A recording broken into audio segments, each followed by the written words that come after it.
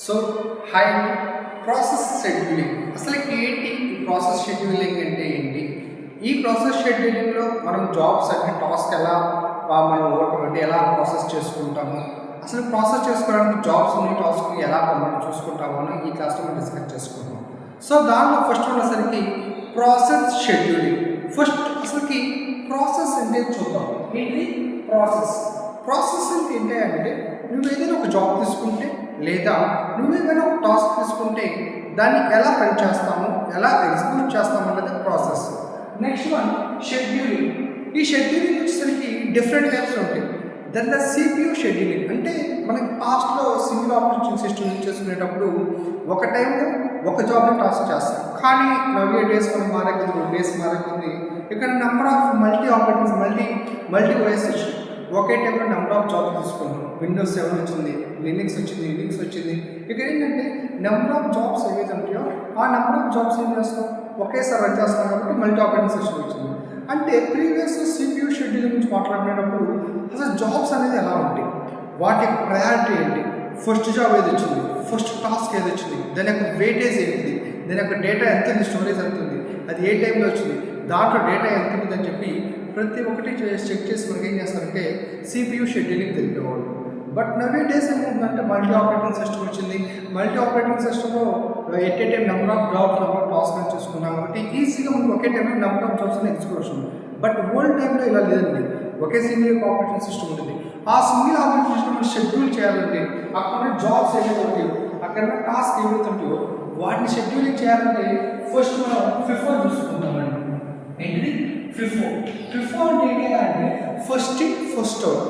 First ఏ task వచ్చింది, first ఏ process వచ్చింది, first job ఏంటని చెప్పి ఫస్ట్ టాస్క్ ఏదవుతుందని చెప్పి ప్రతి ఒక్క చెక్ చేస్తాం.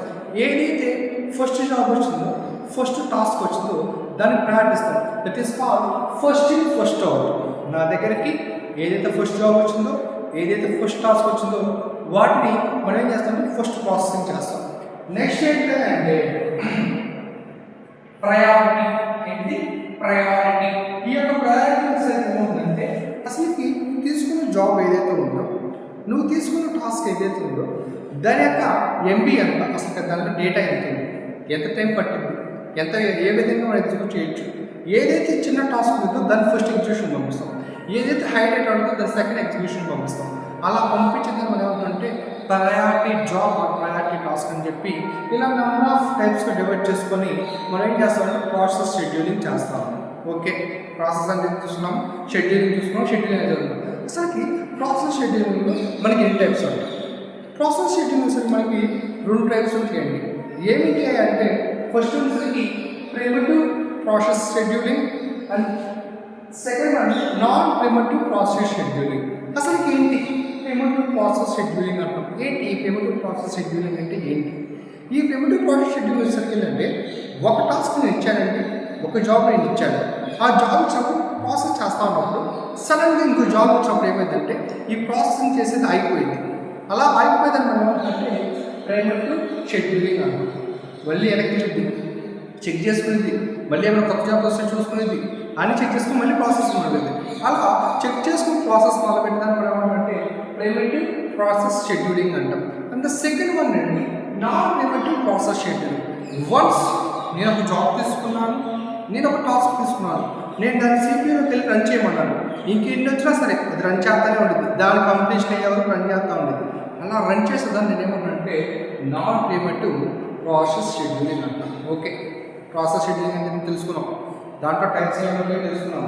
అసలు దాని యొక్క ఆర్కిటెక్చర్ ఎలా ఉంటుంది, అసలు దాని యొక్క ఆర్కిటెక్చర్ ఎలా ఉందో చూసుకుంటే దాని యొక్క బ్యాక్ గ్రౌండ్ చూసుకుంటే ఫస్ట్ జాబ్ పూల్. ఏంటిది job pool? It is nothing but job pool అంటే ఏంటంటే జస్ట్ కండి ఇలా ఒక బకెట్ ఉంటుంది. ఆ బకెట్లో job is nothing but task అని చెప్తాము, లేకపోతే జాబ్ అంటాము. సో ఇక్కడ నెంబర్ ఆఫ్ జాబ్స్ అనేది వెయిటింగ్ చేస్తుంది. నెంబర్ ఆఫ్ జాబ్స్ అనేది వెయిటింగ్ చేస్తుంది. వీటిని మొత్తాన్ని కలిపితే ఏమంటే జాబ్ పూల్ అంటాం. ఏమంటారు? జాబ్ పూల్ అంటాం. ద నెంబర్ ఆఫ్ టాస్క్స్ ఏవైతే ఉన్నాయో, ద నెంబర్ ఆఫ్ జాబ్స్ ఏవైతే ఉన్నాయో పై మొత్తం యొక్క స్టోరీని ఈ యొక్క జాబ్ పూల్లో స్టోర్ అయిన తర్వాత నెక్స్ట్ ఎక్కడ వెళ్తున్నాం? రెడీ క్యూ వెళ్తాం. ఈ రెడీ క్యూకి జాబ్కి ఏదైతే ఉందో దాన్ని మనం ఏమన్నా లాంగ్ టర్మ్ షెడ్యూలర్ అంటారు. ఏమంటాం? లాంగ్ టర్మ్ షెడ్యూలర్ అంటారు. ఎందుకంటే అసలు ఇక్కడ జాబ్స్ ఏమేమి ఉన్నాయి, ఏమేమి టాస్క్స్ ఉన్నాయి, వాటి యొక్క డేటా ఏంటి, వాటిలో ఫస్ట్ బిఫోర్ ఏంటి, ఫస్ట్ జాబ్ వచ్చింది, వాటి యొక్క డేటా ఏంటి, వాటి యొక్క డేటాస్ ఏంటి అని చెప్పి మొత్తం చెక్ చేసుకుని మొత్తం ప్రయారిటీ జాబ్ మొత్తం చెక్ చేసుకునేసరికి ఏమంటే మనకి లాంగ్ టర్మ్ షెడ్యూల్ అనుకుంటున్నాం.